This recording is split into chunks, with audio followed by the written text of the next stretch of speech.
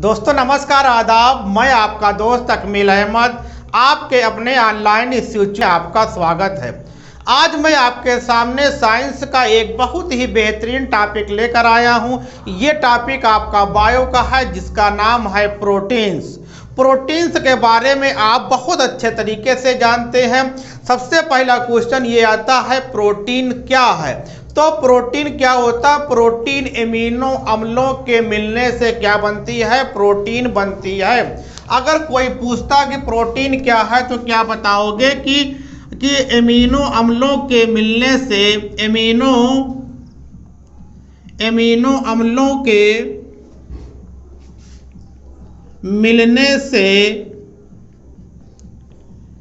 मिलने से प्रोटीन्स का निर्माण होता है। प्रोटीन्स का निर्माण होता है। ये चीज ये हो गया, आया समझ में। अब बात आती है कि एमिनो अम्ल क्या होते हैं। एमिनो अम्ल कितने प्रकार के होते हैं? तो अगर हम बात करें कि एमिनो अम्ल जो होते हैं, अमीनो अम्ल ये कितने प्रकार के होते हैं? 20 प्रकार के एमिनो अम्ल होते हैं। इन्हीं के मिलने से क्या बनता है? प्रोटीन बनता है। ये क्वेश्चन 2019 के यूपी टेट में क्वेश्चन आया था।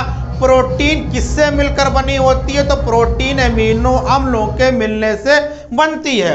अब बात आती है कि एमिनो अम्लों के अंदर कौन सा बांड होता है? एमिनो अम्लों के अंदर पॉलीपेप्टाइड बांड होता है। यहाँ पे मैं लिख दे रहा हूँ, सुनिए आप लोग, यही आपको फंसेंगे, इसलिए आप बहुत अच्छे सुनिए कि दो एमिनो अम्लों के बीच पॉलीपेप्टाइड बांड पाया जाता है। पेप्टाइड बांड कहते हैं। अगर एक से अधिक बांड है तो क्या उसको कहते हैं? पॉलीपेप्टाइड बांड कहते हैं।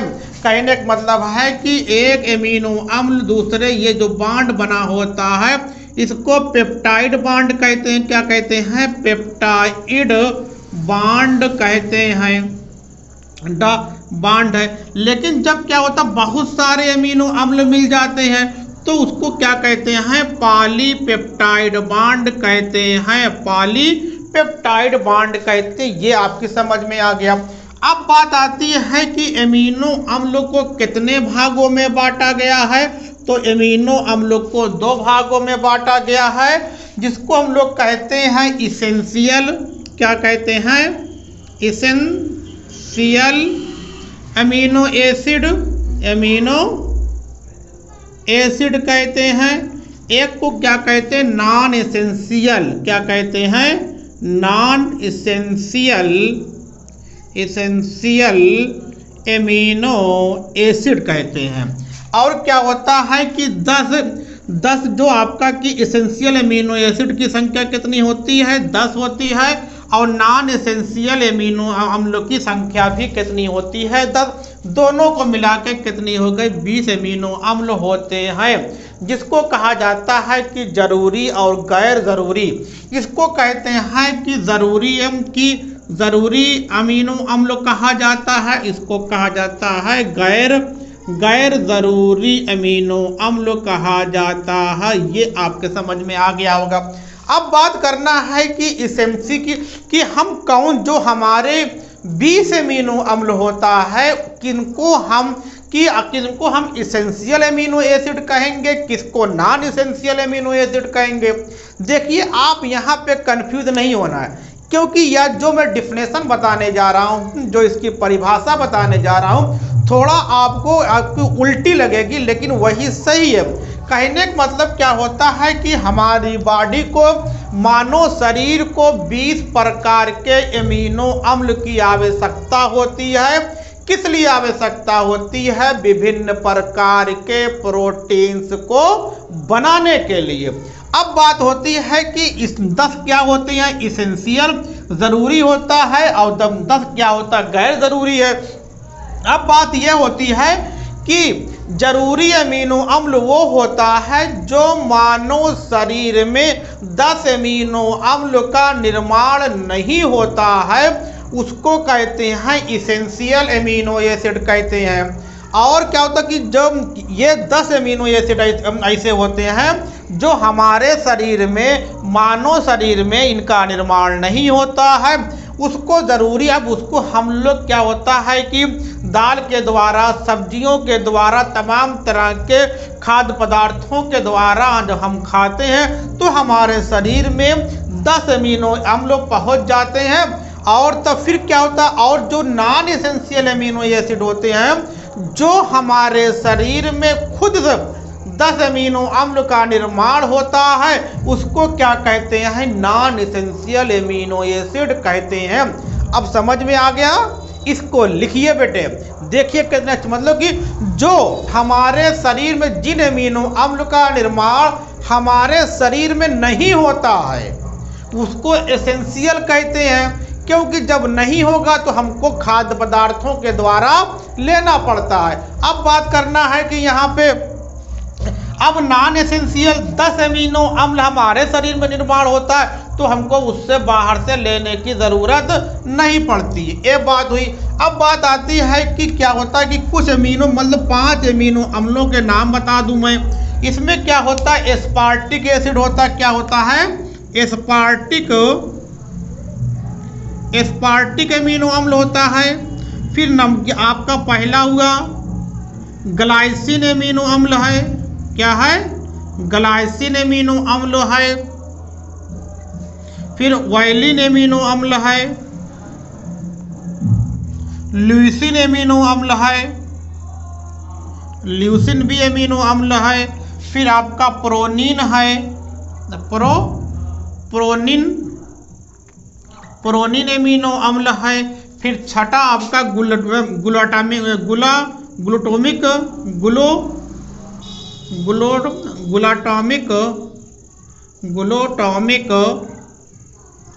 ग्लूटामिक एमिनो अम्ल। हमने 6 लिख दिया जो आपके लिए बहुत इंपॉर्टेंट है, कभी कभी पूछ लेता है इनमें से मतलब किन्हीं 3 अमीनो एसिड का नाम बताओ। तो इसी में से क्या होता है, एस्पार्टिक है, ग्लाइसिन है, वाइलिन है, ल्यूसिन है, प्रोनिन है, प्रोलिन है, प्रोनिन, फिर आपका ग्लूटामिक है। अब आपका एक होता है सिस्टीन। क्या होता है कि सिस्टीन भी क्या होता है, सिस्टीन भी क्या होती है कि आपका की एमिनो अम्ल होता है। अब बात करना है आगे, देखिए कि प्रोटीन की कमी से कौन सा रोग होता है। तो प्रोटीन की कमी से एक रोग होता है क्वाशरकोर रोग। क्या होता है? क्वाशरकोर रोग जो होता है ये प्रोटीन की कमी से होता है। एक होता है मेरस्मस रोग होता है। क्या होता है? एक रोग होता है मेरस्मस में रसमस रोग भी क्या होता है, ये प्रोटीन की कमी से होते हैं। आपका 2 रोग है जो आपको अक्सर ये क्वेश्चन आपको दिखाई पड़ता है कि प्रोटीन की कमी निम्न में से देगा कि निम्न में से कौन सा रोग प्रोटीन की कमी से होता है। तो क्या होता है, क्वाशरकोर रोग होता है, मेरस्मस रोग होता है। एक रोग और होता है जो आपके लिए बहुत इंपॉर्टेंट है, इसकी हिंदी है कि अभावजन्य रोग। अभावजन्य रोग किसकी कमी से होता है? ये छात्रों ये रोग है, ये क्या है मेरे दोस्तों, ये आपके टेट में ये पढ़ के जाना है, बहुत इंपॉर्टेंट है। क्या होता है कि प्रोटीन मतलब कि क्या होता है कि मतलब कि अभावजन्य रोग है। ये क्या होगा, फिर से मैं लिख दे रहा हूँ, देखिए स्टार बनाया। कौन रोग है? अभावजन्य रोग। अभावजन्य रोग क्या होता है कि जब बच्चों में पोषक तत्वों की कमी से जो रोग होता है उसको क्या कहते हैं, अभावजन्य रोग कहते हैं। ये आपको बहुत इंपॉर्टेंट है कि पोषक तत्वों की कमी से क्या होता है, पोषक तत्वों की कमी से, तत्वों की कमी से रोग होता है। ये बहुत इंपॉर्टेंट आपके लिए है कि अभावजन्य क्या है, एक प्रकार का रोग है। किसकी कमी से होता है? पोषक, मतलब कि हमारे खाद्य पदार्थों में, बच्चों के खाद्य पदार्थों में पोषक तत्वों की कमी से अभावजन्य रोग होता है। तो ये आपने क्या देखा, सिंपल यहाँ से क्वेश्चन आता। और बात ये आती है कि आप देखेंगे कि अब आपको यहाँ पे और देखना है कि सबसे पहले आपको ख्याल क्या करना है। ख्याल ये करना है कि इसेंशियल नॉन इसेंशियल पर अच्छे तरीके से आपको टाइम स्पेंड करना है। जो रोग है इसको अच्छे तरीके से पढ़ लीजिए कि प्रोटीन की कमी से क्वाशरकोर है, मेरे समझ से पोषक तत्वों की कमी से कौन रोग होता है, अभावजन्य। एक चीज और होता है कि जो मैं बताने जा रहा हूँ इसको भी होता है कि कौन सी विटामिन को गर्म करने पर नष्ट हो जाती है। अगर मान लीजिए आप कोई मतलब कि पोषक तत्व खा रहे हो लेकिन अगर उसमें वो विटामिन है तो क्या होता है, अगर गर्म करोगे तो नष्ट हो जाती है।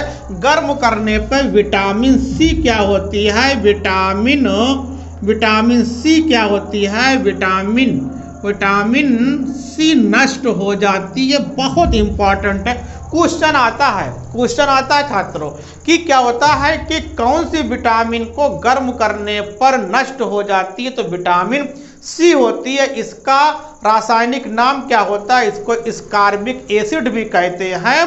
तो यहाँ से आपको इतना देखा हमने, अच्छे तरीके से बताने की कोशिश की है। आप इसका स्क्रीनशॉट लीजिए, फिर आगे बात कर रहे हैं। उम्मीद करता हूं आप लोगों ने स्क्रीनशॉट लिया होगा, आपको ये टॉपिक बढ़िया लगा। इसी तरीके से बने रहिए, फिर अगली वीडियो मिलते हैं साइंस के बेहतरीन टॉपिक के साथ और आपको बहुत आराम से याद हो जाएगा। सिर्फ आप हमारे वीडियो को देखते रहिए। ओके, थैंक्स, धन्यवाद, नेवर गिव अप।